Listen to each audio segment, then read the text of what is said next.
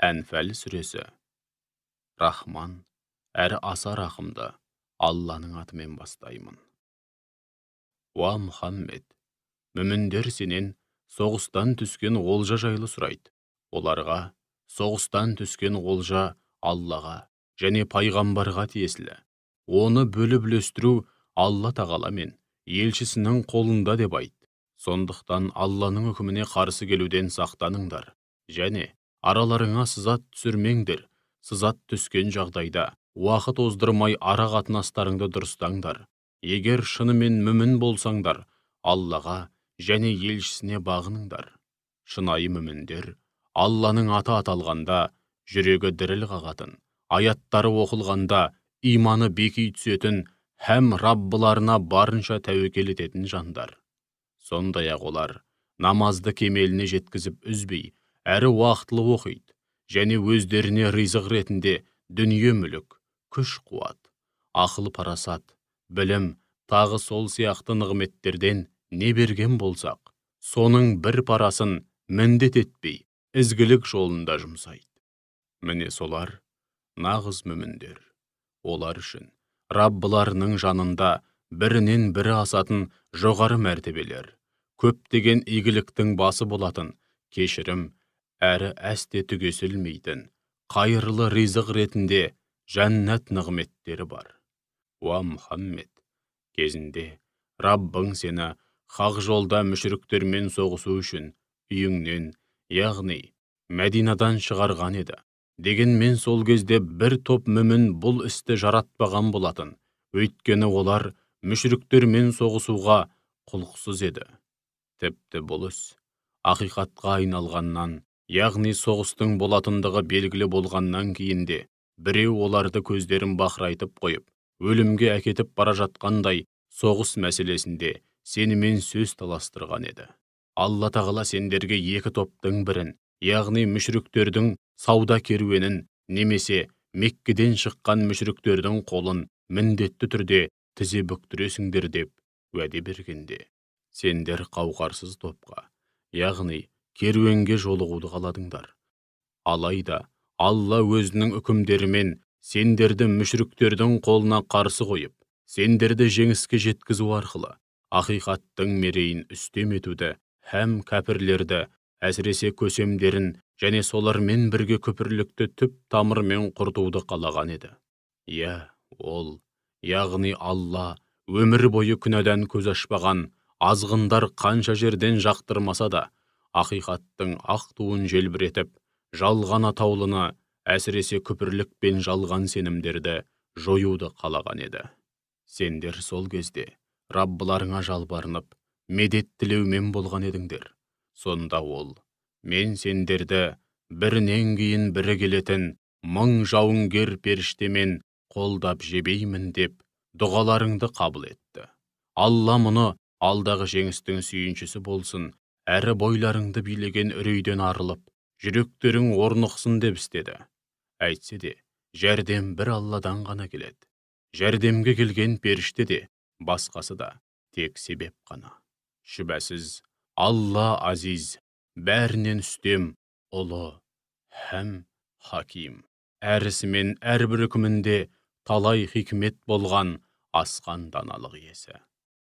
Соғыстың қызған шағында Алла бойларыңды билеген үрейден арылтып, уайым қайғыларыңды сейілту үшін сендерді аздап мүлгіткен еді. Сондай-ақ дәрет әрі бой дәрет алуларыңа мүмкіндік жасап, сендерді тәндік һәм рухани тұрғыдан тазарту, шайтанның көкіректеріңе салған уәсуәсәсімен түрлі жаман ойлардан арылту, жүректеріңді орнықтырып, Аллаға деген сенімдеріңді арттыру. Сондай-ақ құмды жерде аяқтарыңды нық басуларың үшін көктен жаңбыр жаудырды. Сол кезде Раббың періштелерге былай деп аян берген еді. Шүбәсіз, мен сендермен біргемін. Ендеше сендер де, өз кезектеріңде, жүректеріне иман ұялаған мүміндердің жігерін жанып, қан майданда табандылық танытуына жәрдемдесіңдер. Мен күпірлік қылғандардың жүрегіне үрей саламын. Ал сендер болсаңдар, бірден бастарын шабыңдар, һәм қару ұстаған саусақтарын түгелдей шабыңдар. Өйткені олар Аллаға және Расулына қарсы келді. Кім Аллаға және Расулына қарсы келетін болса, біліп қойыңдар. Шүбәсіз, Алланың жазасы тым ауыр. Міне көрдіңдер ғой. Ендеше, ей кәпірлер, қазірше сол жазаны тартыңдар. Шүбәсіз, о дүниеде кәпірлерге тозақ азабы бар. Уа иман келтіргендер, кәпірлердің қолмен бетпе-бет келгенде, жалт беріп тұра қашпаңдар. Кім сондай жауапты күнде, басқа жаққа қарай ойысып, қайта шабуыл жасауды, немесе өзге жаққа қосылуды көздемей, оларға ту сыртын беріп тұра қашатын болса, шүбәсіз Алланың қаһарына ұшырайды. Һәм ақыр соңында барар жері жәһәннәм болады. Ол қандай жаман ақырғы тұрақ, қандай жаман барар жер. Анығында сендер оларды өз күштеріңмен жер жастандырған жоқсыңдар. Олардың жанын алған Алла. Уа Мұхаммед, айқастың алдында оларға топырақ шашқаныңда, анығында оны сен шашпадың. Алайда оны әр кәпірдің көзіне түсіре шашқан Алла еді. Осылайша Алла мүміндерді арты қайырлы болатын бір сынға салды. Шүбәсіз Алла Сәмиғ, ауыздарыңнан шыққан сөздің бәрін естуші. Алим, не істеп не қойып жүргендеріңнің бәрін білетін шексіз ілім иесі. Көрдіңдер ме? Шүбәсіз Алла кәпірлердің құрған тұзақтарын, ойластырған айлы амалдарын осылайша түкке тұрғысыз етеді. Ей кәпірлер, кімнің жолы хақ болса, соны жеңіске жеткізгейсің деп, жаратқаннан жеңіс тілейтін едіңдер. Ендеше тілеген жеңістерің келді. Яғни, хақ жолдағы мүміндер жеңіске жетті. Енді бұдан былай, мүміндерге дұшпандық жасауды қойсаңдар, сол өздерің үшін жақсы болады. Ал егер соғысты қайта бастайтын болсаңдар, біз де қарап қалмаймыз. Мүміндерге қайтадан қолдау көрсетеміз. Біліп қойыңдар, қараларың қанша жерден көп болса да, оның сендерге бәлендей пайдасы тимейді. Өйткені Алла шын мәнінде мүміндермен бірге. Уа иман келтіргендер, Аллаға және елшісіне бағыныңдар. Һәм Алла елшісінің аузынан Құран мен хадисті естіп тұрып, одан сырт айналып кетпеңдер. Сондай-ақ, құлағына кірген сөз жүрегіне қонбаса да, естідік деп айтқандардың кебін кимеңдер. Өйткені Алланың алдында жер басып жүрген тіршілік иелерінің ең жаманы, уахи арқылы келген ақиқаттарды ақылға салып, ойланбайтын керең мылқаулар. Егер Алла олардың бойынан қандай да бір жақсылық нышанын көрсе, әлбетте, оларға лайықты түрде ескертетін еді. Алайда бұл жағдайда оларға қанша жерден естіртсе де, иман келтіретін ниеті болмағандықтан, естісе де, естімегендей болып, сырт айналып кететіні хақ. Уа иман келтіргендер, Алла елшісі сендерді өздеріңе мәңгілік өмір сыйлайтын иманға шақырғанда, Алланың және елшісінің шақыруын қабыл алыңдар. Алланың пендесі мен оның жүрегінің арасында перде тұтатын, яғни пендесінің жүрегін ашса алақанында, жұмса жұдырығында ұстайтын және ақыр соңында дүниеде істеген істеріңе жауап беру үшін оның алдына жиналатындарыңды біліп қойыңдар. Сондай-ақ, араларыңдағы өз-өзіне қиянат жасаған азғындардың ғана басына келмейтін, кесірі бүкіл елге тиетін алапат лаңнан сақтаныңдар. Алланың жазасының тым ауыр екенін де біліп қойыңдар. Уа Исраил ұрпақтары, бір кездері өздеріңнің тым аз, әрі жер бетінде қауқарсыз, бейшара қауым болғандарыңды естерің алыңдар. Өзге қауымдардың өздеріңді талан-таражға салып, көрінгеннің қолында кетуден қорқатын едіңдер. Осындай күйде болғандарыңда Алла сендерге бұйрықтарын бұлжытпай орындап, шүкіршілік етерсіңдер деп, паналайтын мекен нәсіп етті. Қол ұшын беріп, барынша қолдады. Әрі таза, һәм пайдалы деген нығметтерден ризық берді. Уа иман келтіргендер, Аллаға және пайғамбарға опасыздық жасамаңдар. Егер олай істесеңдер, араларыңдағы аманаттарыңа да біліп тұрып қиянат жасайтын боласыңдар. Сондай-ақ, дүние мүліктерің мен бала-шағаларыңның тек бұл өмірдегі сынақ екенін біліп қойыңдар. Һәм ең үлкен сый-сияпат пен зор сауаптың Алланың дәргейінде екенін де білгейсіңдер. Уа иман келтіргендер! Егер Аллаға тиісінше тағзым етсеңдер, һәм оған қарсы келіп, асы болудан барынша сақтансаңдар, Алла сендерге ақирет пен жалғанды, ақ пен қараны ажырататын ерекше қабілет береді. Әрі кінәраттарыңды жасырып, күнәларыңды кешіреді. Алла шексіз шарапат иесі, асқан жомарт. Уа Мұхаммед! Кезінде күпірлікте қасарысқандар сені зынданға тастап, қамап қоюды, не болмаса өлтіруді, яки жер аударып жіберуді ойластырып, бір қатар амал-айла ойластырып, тұзақ құрумен болған еді. Олар тұзақтарын құра берсін. Бәрібір Алла өз дегенін болдырып, біреуге құрған тұзақтарына олардың өздерін түсірді. Алла тұзақтың қайырлы болғанын құрушы, һәм үнемі жақсылықты мұрат етіп, өз дегенін болдырушы. Оларға аяттарымыз оқылғанда, біз мұны талай естідік. Қаласақ, мұндай сөздерді өзіміз де айта аламыз. Бұл бар болғаны, бұрынғылардың ойдан шығарған аңыз әпсаналары дейді. Бір кездері олар, уа Раббымыз, егер мына Құран шынымен де өзіңнен келген хақ кітап болса, дәл қазір төбемізге аспаннан тас жаудыр, немесе басқа да жан төзгісіз азапқа душар ет деген еді. Алайда, уа Мұхаммед, сен олардың арасында болғанда, Алла оларды бұрынғы қауымдарды азаптағанындай азаптамайды. Сондай-ақ, сен араларында болмаған күннің өзінде де істеген күнәларына өкініш білдіріп, кешірім тілейтін болса, Алла оларды азаптамайды. Олар қасиетті мешітті басқарып, сол жерде қызмет етуге лайық болмағанымен қоймай, мүміндерге харам мешітін зиярат етуге мүмкіндік бермей жатқанда, Алла оларды қалай азаптамасын?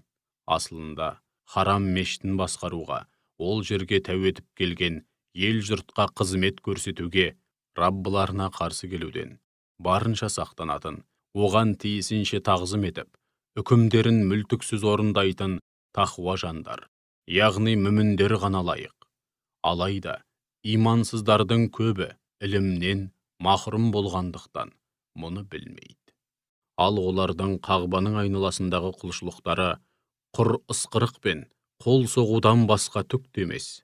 Ендеше, ей имансыздар, күпірлікте қасарысқандарың үшін шайқаста жеңілу немесе жер жастану арқылы азап шегіп, сазайларыңды тартыңдар. Шүбәсіз, күпірлік қылғандар мал дүниесін, ел жұртты Алланың жолынан қақпайлау үшін жұмсайды. Бұдан кейін де сол мақсатта жұмсауды жалғастыра береді. Алайда күндердің күнінде еңбектері еш кетіп, жұмсағандары өздеріне мұң болып жабысады. Содан кейін сөзсіз жеңіліс табады. Күпірлік қылғандар соңында жаһаннамға айдалып, сонда жиналады. Міне, Алла осылайша лас пен тазаны бір-бірінен айырады. Лас болғанды үст-үстіне үйіп, барлығын бір араға жинайды да, артынша жаһаннамға тастайды. Оңбай зиян шегетіндер, міне солар. Уа Мұхаммед, күпірлік қылғандарға айт. Егер райынан қайтып, хақ дінге кірсе, өткен-кеткен күнәлары түгелдей кешіріледі. Ал егер қасарысып, қайтадан бұрынғы әдетіне басса, өздеріндей қыңыр кәпір болған алғашқы қауымдардың ақыры оларға мәлім. Уа мүміндер, күпірліктен туындайтын лаң, бүлік, һәм зұлымдық атаулы толық жойылып, хақ дін өзінің лайықты орнын алғанша, дін, яғни құлшылық пен мойынсынушылық толығымен бір Аллаға арналғанға дейін олармен соғысыңдар. Егер олар лаң салып, бүлік шығарудан, дұшпандық жасаудан тыйылса, шүбәсіз, Алла олардың не істеп, не қойып жүргенін толық көруде. Ал егер бәрібір өз білгенімен кететін болса, онда біліп қойыңдар, сендердің иелерің Алла. Ол қандай жақсы ие, һәм қандай керемет қолдаушы. Біліп қойыңдар, соғыстан не нәрсе олжаласаңдар да, соның 5-тен бірі сөзсіз Аллаға тиесілі. Сондай-ақ, Алла елшісіне, оның жақын туыстарына, жетімдерге, пақыр міскіндерге және жолда қалған мүсәпір жолаушыларға тиесілі. Егер Аллаға және екі қол бетпе-бет келіп, ақиқат пен жалғанның ара-жігі ажыраған Бәдір күні құлымызға түсірген аяттарымызға, мұғжизаларымызға шынымен иман келтірген болсаңдар, осы үкіммен келсесіңдер. Алланың құдіреті барлық нәрсеге толық жетеді. Уа мүміндер, сендер сол күні Бәдір алқабының бергі шетінде, Мәдина жағында, яғни қолайсыз жерде едіңдер. Ал олар шалғай жатқан арғы шетінде, Мекке жағында болатын. Ал керуен сендерден сәл ғана төмен жақтан теңіз жағасында еді. Егер олармен беттесу уақытын алдын ала келісіп қойғандарыңда, бәрібірде дәл осы жерде һәм мұндай жағдайда кездесе алмас едіңдер. Алайда Алла пешенелеріңе жазған істі жүзеге асыру үшін сендерді дәл осылай ойламаған жерде беттестірді. Һәм мұны болатын істің бәрі әділ һәм жария түрде болсын, көзі жойылған, теріс жолда болғаны үшін жойылғанын көрсететін айқын дәлел негізінде жойылсын және тірі қалуға, яғни мәңгі бақи бақытты өмір сүруге лайық болғанда, айқын дәлелге сүйеніп, өмір сүрсін деп істеді. Шүбәсіз, Алла Самиғ, бәрін естуші, һәм Алим, бәрін білетін шексіз ілім иесі. Уа Мұхаммед, сол кезде Алла түсіңде саған мүшриктердің қолын әлде қайда аз етіп көрсеткен еді. Егер сендерге оларды шын мәніндегідей көп етіп көрсеткенде, шүбәсіз, жігерлерің құм болып жасып қалар едіңдер. Һәм олармен соғысу мәселесінде араларыңда келіспеушілік туар еді. Алайда Алла сендерді мұндай келеңсіз жағдайға қалудан сақтады. Шүбәсіз ол көкіректердегі бар сырды толық біледі. Сендер мүшриктермен бетпе-бет келгенде, Алла пешенелеріңе жазған, болуға тиісті істі жүзеге асыру үшін көздеріңе оларды аз етіп, сендерді де олардың көзіне аз етіп көрсеткен еді. Соңында барлық істер Алланың алдына барады. Сөйтіп ол қай іске қандай үкім айтса, сол болады. Уа иман келтіргендер, жаудың қандай да бір жасағымен ұшырасып, бетпе-бет келгенде табандылық, қайтпас қайсарлық танытыңдар, және Алланы ауыздарыңнан тастамай көп еске алыңдар. Сонда екі дүниеде де азаптан құтылып, мақсат мұраттарыңа жетесіңдер. Аллаға және елшісіне мойынсұныңдар. Өзара таласып тартыспаңдар, әйтпесе бойларыңды үрей билеп жасып қаласыңдар. Һәм күш-қуаттан айырыласыңдар. Тиісінше сабырлылық танытыңдар. Шүбәсіз Алла сабырлылармен бірге. Жорыққа аттанғанда шаһардан немесе ауылдан бір өзі бәрін қырып жоятындай болып, маңғазданып, ел-жұртқа көз қылып шыққандармен, ел-жұртты Алланың жолынан қақпайлайтындар секілді болмаңдар. Алла олардың не істеп не қойып жүргенін шексіз ілімімен толық қамтып білуші, һәм шексіз құдіретімен толық қамтып бақылауда ұстаушы. Сол кезде шайтан оларға өз істерін безендіріп, өздеріне сондай жағымды, сондай керемет іс етіп көрсетіп, бүгін адамдар арасында сендерді жеңіп, тізе бүктіретін ешкім жоқ, мен де қастарыңда боламын деп азғырды. Алайда, екі қол бетпе-бет келгенде райынан қайтып, сендерге еш қатысым жоқ, менен аулақ жүріңдер. Шүбәсіз мен сендердің көре алмай тұрғандарыңды көрудемін. Мен Алладан қорқамын. Алланың жазасы тым қатты деп жалт беріп тұра қашты. Екі жүзділер мен жүректерінде руханияттан жұрда ететін дерті барлар мүміндер жайлы мына әлін білмеген немелерді өздерінің діні алдап соқты. Әйтпесе сан жағынан да, қару жағынан да өздерінен әлдеқайда басым Мекке әскерімен айқасуға бел байлап, мұндай көзсіз батырлыққа бармас еді десті. Алайда, ақиқатында кім-де-кім бір Аллаға тәуекел етсе, шүбәсіз Алла азиз, бәрінен үстем, һәм хаким. Әрісімен, әрбір үкімінде талай хикмет болған асқан даналық иесі. Періштелер күпірлік қылғандарды бетінен де, жонынан да ұрып соғып, жанын алып жатқанда, олардың түрін көрсең ғой. Міне, енді жаһаннам азабының дәмін татыңдар. Міне, бұл азап, өз қолдарыңмен істеген күнәларыңның қарымы. Алла құлдарына әсте зұлымдық жасамайды. Бұл тура Перғауын әулеті мен олардан бұрынғылардың жағдайындай. Олар Алланың аяттарын жалғанға шығарып, күпірлік қылды. Алла болса оларды істеген күнәлары үшін жазаға тартты. Шүбәсіз, Алла өте күшті, жазасы тым қатты. Мұның себебі, қандайда бір қауым өз ішінде рухани тұрғыдан жұтап, кері кетіп, өз-өзінен бүлініп, өзгеріске ұшырамайынша, Алла оларға нәсіп еткен нығметін әсте өзгертпек емес.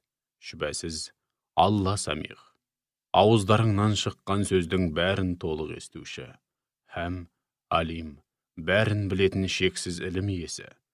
Бұл да Перғауын әулеті мен олардан бұрынғылардың жағдайындай. Олар Раббыларының аяттарын жалғанға шығарды. Біз болсақ, күнәлары себепті олардың көзін жойып, Перғауын әулетін тұңғиық теңізге батырдық. Расында, олардың барлығы өзгеге озбырлық көрсетіп, өз-өздеріне қиянат жасаған залым еді. Өйткені Алланың алдында жер басып жүрген тіршілік иелерінің ең жаманы күпірлікте қасарысқандар, олар бұдан былайда иман келтірмейді. Уа Мұхаммед, олармен 200 кәпірлермен қай кезде болмасын келісім шартқа отырсаң, әр жолы Алладан қорықпастан, һәм шімірікпестен келісімді бұзумен болады. Егер оларды соғыста қолға түсірсең, арттарынан келетіндерге сабақ болатындай етіп, тиісті сазайларын бер, бәлкім сол оларға сабақ болар.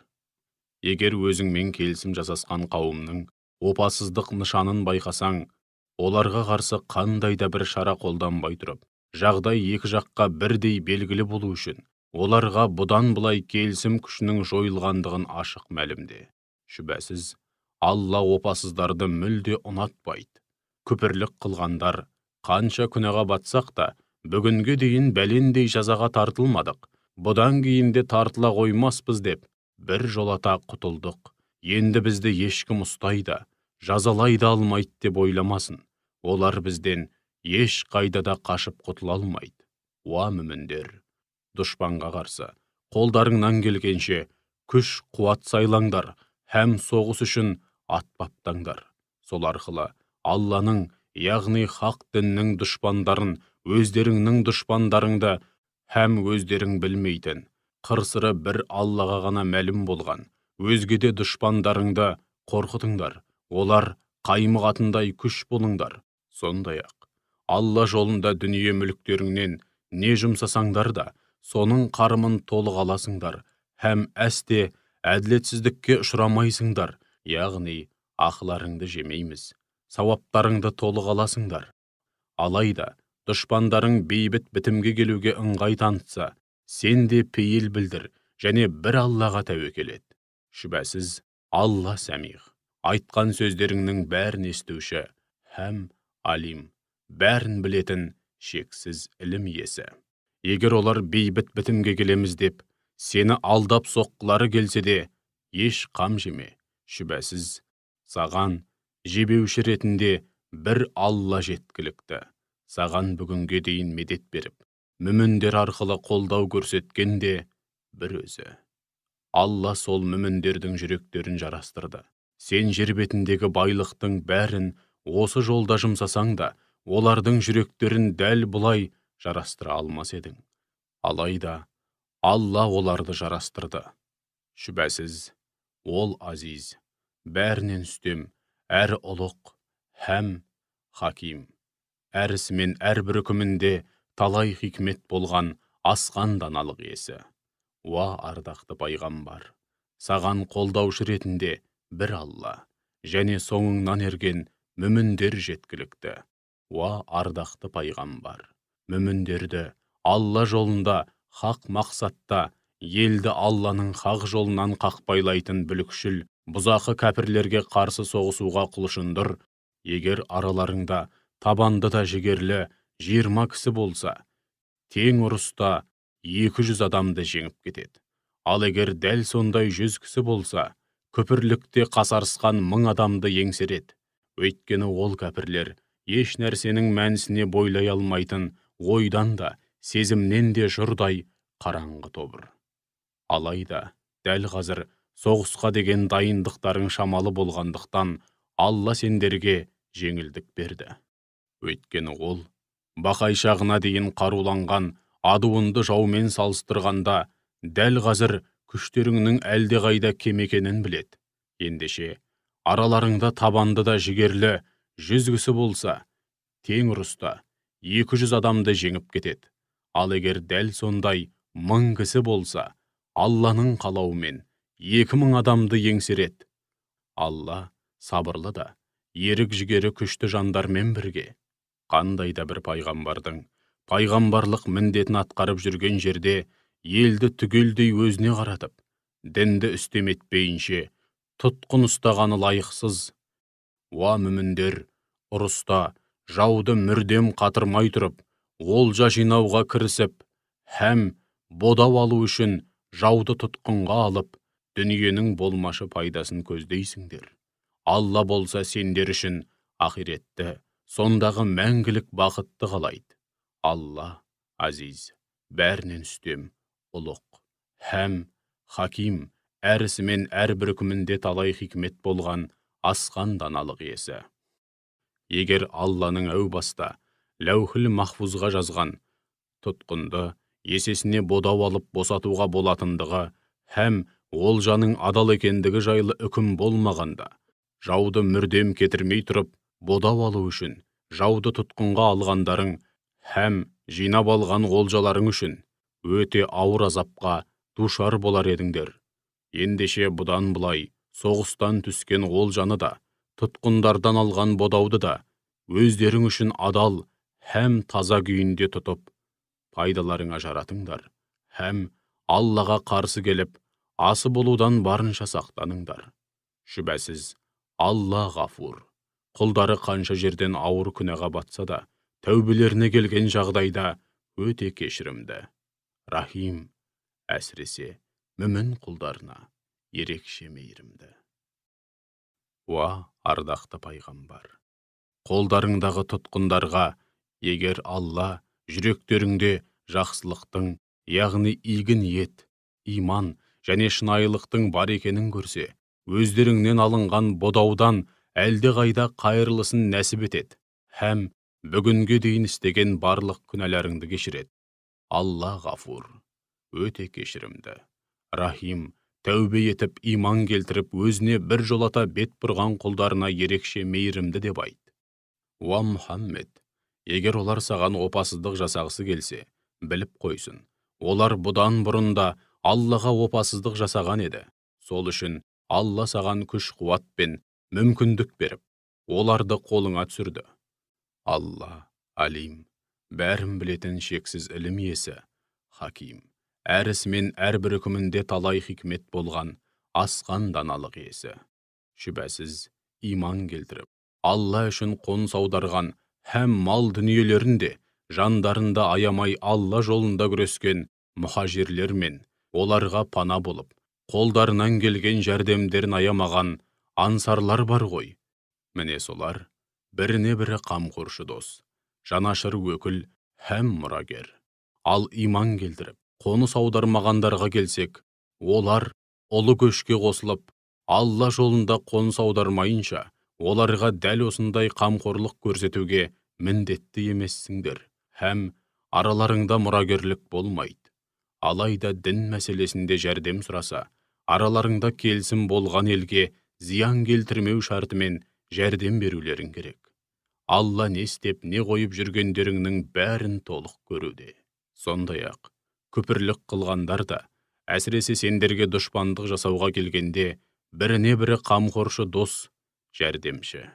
Егер сендер де дәл солай біріңе бірің болысып, қолдау көрсетпесеңдер, жер бетінде ақыры немен тынатыны белгісіз бүлік шығып, адам айтқысыз бұзғыншылық жасалып, адамзаттың басына аласапыран күн туады. Иман келтіріп, Алла үшін қоныс аударған, һәм дүние мүліктерінде, жандарында аямай, Алла жолында, елдің тыныштығы үшін бүлікшіл бұзақыларға қарсы соғысқандар, яғни мұхажирлер мен оларға пана болып, қолынан келген жәрдемін аямағандар, яғни ансарлар, міне солар, нағыз мүміндер, олар үшін көптеген жақсылықтың басы болатын, кешірім мен әсте түгесілмейтін қайырлы ризық бар. Хижреттен, яғни Алла жолындағы ұлы көштен кейінде иман келтіріп, керек кезде Алла үшін қоныс аударып, өздеріңмен бірге Алла жолында бүлікші бұзақы кәпірлермен соғысқандарға келсек, оларды да өздеріңнен деп біліңдер.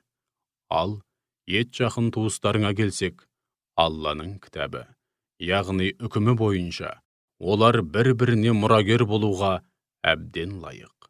Шүбәсіз, Алла барлық нәрсені білетін шексіз ілім иесі.